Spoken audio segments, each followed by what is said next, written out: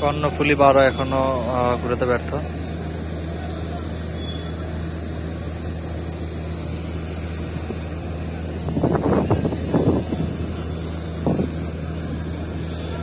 দুটি জাহাজে আবার একসাথে ব্যাঘাট দেবে হাকিমুদ্দিন ঘাট থেকে।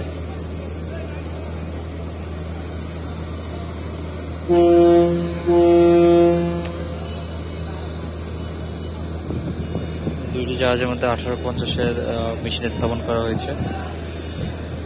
তো এখন কর্ণফুলী 13 এই ঘাট থেকে যাবে এবং বালু অলরেডি ব্যাঘাট দিয়ে দিছে, কিন্তু একটু ভুল ঘুরার কারণে হচ্ছে যে ভুলভাবে ব্যাঘাট দেওয়ার কারণে কর্ণফুলী 12 এখনো ঘুরতে পারে নাই। প্রায় 7 মিনিটের মতো হলো যে কর্ণফুলী 12 ব্যাঘাট দিয়েছে, কিন্তু এখনো ঘুরতে পারেনি। আসলে কর্ণফুলী 12-13-তে আরো দক্ষ ড্রাইভার প্রয়োজন, যেহেতু বেশি গতিশীল এই জাহাজগুলো, তো আরো দক্ষ ড্রাইভার প্রয়োজন বলে আমি মনে করি। আর এলো কর্ণফুলী 13। আর আলোকসজ্জার তো অনেক অভাব। অবশেষে কর্ণফুলী 12 ঘুরাতে সক্ষম হয়েছে।